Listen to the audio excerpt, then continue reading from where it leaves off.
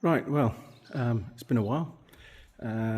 Here's my beastie. As we all know about, I've been posting on a few forums, a few bits and pieces, trying to encourage people to make these things because they're not difficult. They're a little bit, can be fiddly, but I've made all the mistakes. So if somebody wants to hit me up for any ideas or how to miss a gotcha, let me know. Right, now down to something that's a little bit more, shall we say, embarrassing. I was in a hurry to put closed loop steppers on. There's a previous video for it. Closed loop, so on and so forth, right? And about a week ago, things started playing up and there's some weird shit happening. Excuse my French for those of you who don't speak French.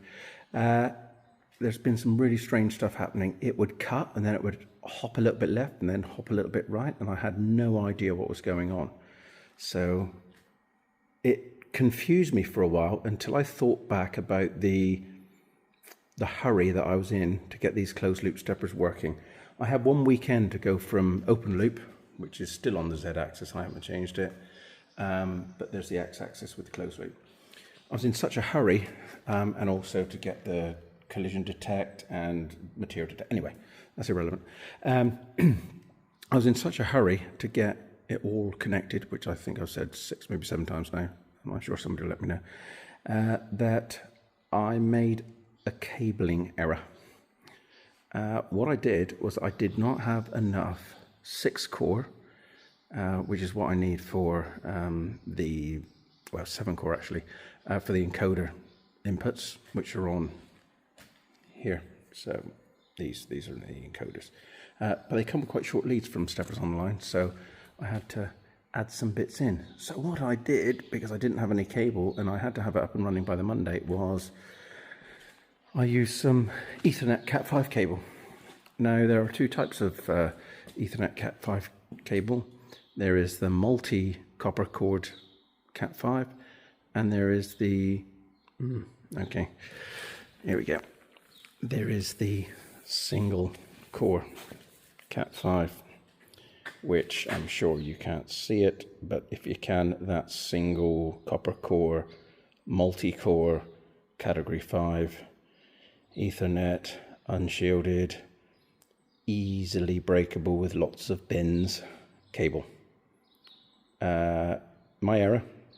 I thought I'd get away with it. Well, guess what? I got away with it for a while, but screw it. Okay, so the machine was pretty much where it is now on the y-axis. So you can see it's about just under, about a third of the way up the table. And it kept on doing this weird skip left, skip right thing. And I could not figure it out. I messed around. I was texting Lucas from Prome Electronica saying there's got to be something wrong with your software. And he's going, no.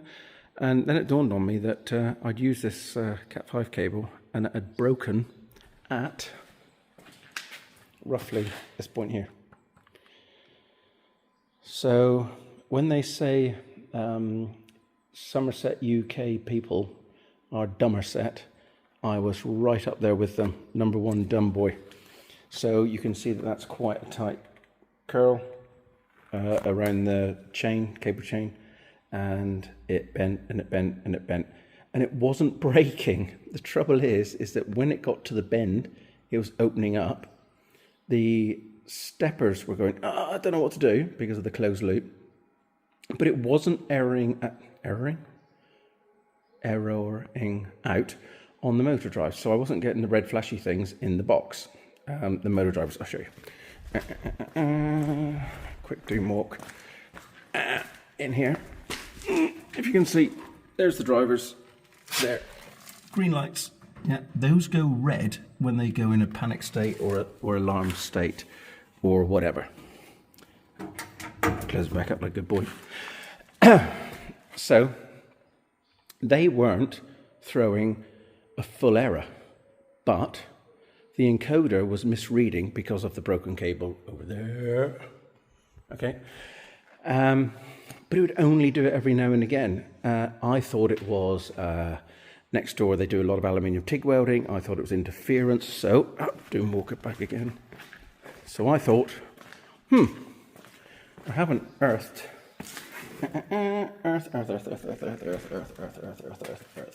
Earth.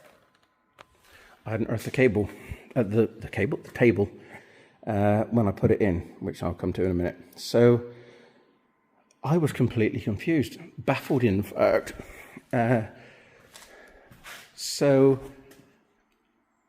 I chalk marked here somewhere. Every time it threw an error, I would just mark which axis it was, where it was, and roughly what I was doing, etc., to see what was going on. And it just coincidentally happened to be in exactly the same place. So I checked the motors, I checked the rack, the pinions, bearings, you name it, whether something was being a little bit grouchy, kind of here with the bearings or whatever. And then I remembered that I put in this Cat 5 cable, and I had a really, flaming hell moment.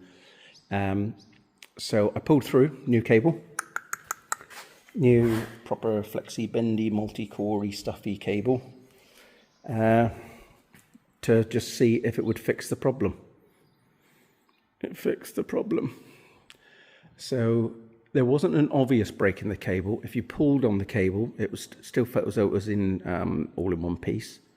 So it didn't feel like there was a break in the cable, because the first thing I did was went to where it joins and checked it out and that kind of thing. So yeah, there you go. So if you're building one of these, don't be a Dummerset boy. Yeah, build it properly. Cabling is quite important, a lot important actually. And with that experience, it kind of made me realize that there's lots of cabling issues that I've got with this machine that I need to sort out.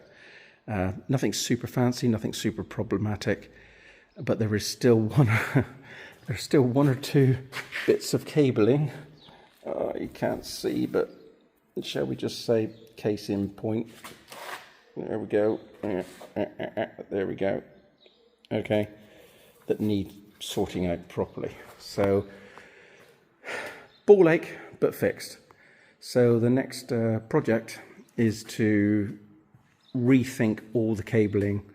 As you can see, I'm pretty much maxed out on the cable chain. It's going to be a case of get some wider cable chain, so maybe get some 100mm cable chain put on here so that we can load it with cables, because I would still like the Z-axis to be closed loop. It hasn't really been a bother, but there we have it. I'd rather have it closed loop like the rest. And the other thing that I noticed was about a few months ago, the collision detect stopped working. That light went out. And at about there, guess what I cabled that with? As was on a postcard, sent by carrier pigeon. Yep, Cat 5 freaking cable. So single copper core, multi-core Cat 5 cable, if you know what I mean. So lesson learned.